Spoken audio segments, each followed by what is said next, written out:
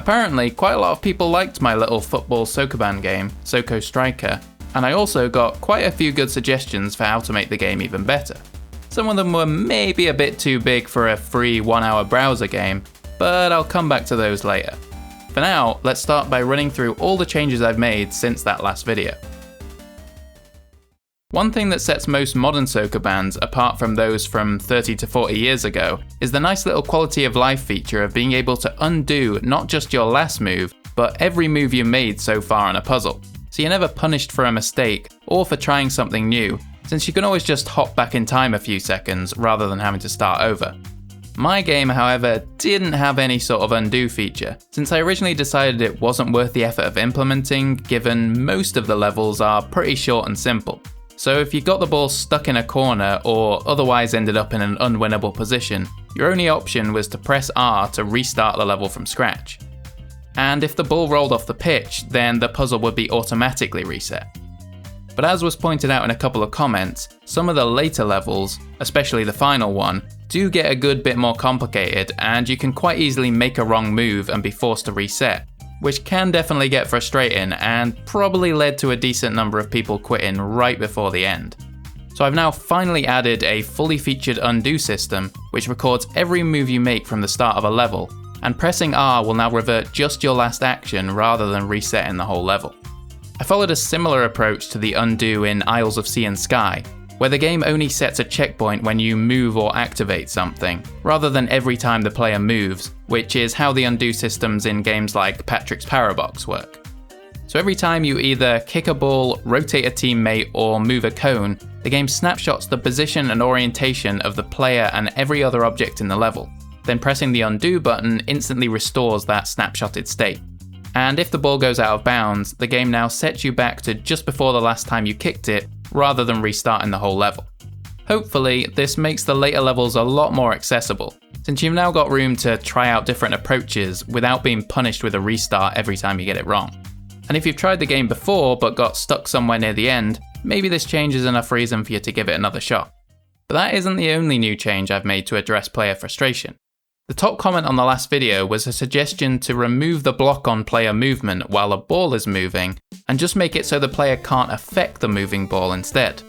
In case you haven't seen that video, I talked about how on some of the levels where you have teammates who can redirect a moving ball, it was possible for the player to intercept the ball and stop it early, which could be used for unintended puzzle solutions. So my quick fix to that was to just lock the player in place whenever a ball is moving. I didn't think it felt too bad since you were only ever stuck for 1 or 2 seconds, but that wasn't the only comment about the same issue, so I guess I was wrong on that one. There were a few different suggestions for how to go about fixing it, but my favourite was the idea of having the player jump over the ball with a little animation. At first I didn't think I'd need to mess with the player's movement, just remove collision between them and moving balls, and play a jump animation whenever a moving ball entered the player's current tile. But that kind of fell apart if the player was stood still on the same tile the ball was about to stop in, where you ended up just awkwardly standing on top of it. So now, if you're stood still and a ball is about to run into you, your character will jump to the last tile that ball was in, since that tile's guaranteed to be empty by the time the animation ends. And it also just kind of makes sense that you jump in the direction the ball was coming from. But if you're already moving when you need to jump, then you'll just jump in whatever direction you're currently facing. And one last thing to note is that you still can't kick the ball or anything else while it's moving, mainly because allowing that caused some pretty horrible to fix bugs. So you never have control taken away from you completely, but you still can't affect a moving ball in any way, meaning this change doesn't alter any puzzle solutions or anything like that. It just makes the game feel a little better to play, while also potentially saving you time setting up for your next shot. And speaking of making the game feel better to play, it turned out that my changes to increase the overall speed of the game, which I talked about towards the end of the last video, didn't quite make enough of a difference for everyone. If you're one of those people who felt it was still too slow, hopefully the gameplay I've shown so far in this video is looking at least a little bit better, since I've once again significantly increased the speed of the player and the ball, along with pretty much everything else. The main thing that had been holding me back from pushing the player movement speed any further was that I'd originally animated the character so that he takes 2 steps when moving by 1 tile.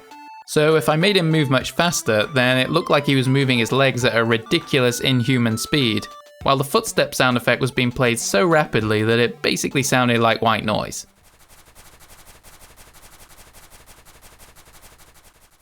And for some reason, I just never considered there was even a possibility of, changing the animation. But when I finally went back and properly looked at some of the games I used as inspiration, I noticed that, weirdly, all their player characters were animated to take one step for every tile. So yeah, I just halved the speed of the walk animation, solving that non-issue, and cranked the movement speed up way further than before.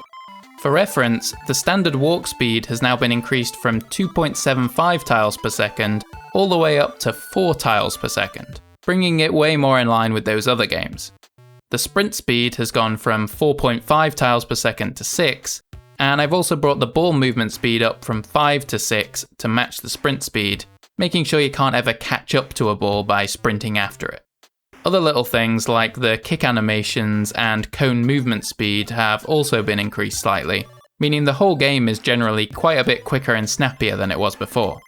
From testing it up against other games, I think it feels way better to play now, and I'm pretty confident most people will agree with that. Of course, if you think it still looks too slow, then let me know down in the comments, and I can consider just replacing this guy with Sonic the Hedgehog at this point. Outside of the gameplay, the biggest other change I've made was to add a level select, which was completely absent from the initial release. Though I did add it only a couple of days after that video went up, as soon as I realised that I might be getting a few more new players than I'd anticipated. So most people who've played the game have probably already seen this. But as you'd expect, it just gives you a way to replay previously completed levels, and you can access it by pressing escape when you're in a level, or it's also shown immediately after the title screen if you've already completed at least one level in a previous session. Like I said at the start of the video, there were a few more common suggestions which weren't bad ideas, but would take too much work for me to justify adding, given that it's currently just a free itch.io browser game that only takes about an hour to beat. The idea of a level editor came up a few times, which could definitely work since the fixed level size means all you need to do to create a level is to place down balls and other objects. But it would need quite a bit of new UI for editing, naming, saving and loading your custom levels, plus the ability to import and export levels to share them somehow. Similarly, the suggestions of additional options like changing the colour of your character's shirt, switching the behaviour of the sprint button from hold to toggle, or being able to fine-tune the speed of the game with a slider are all solid ideas, but would mean adding a whole new options menu. And I always intended for the game to be very simple and old school, with only the bare minimum UI and menus.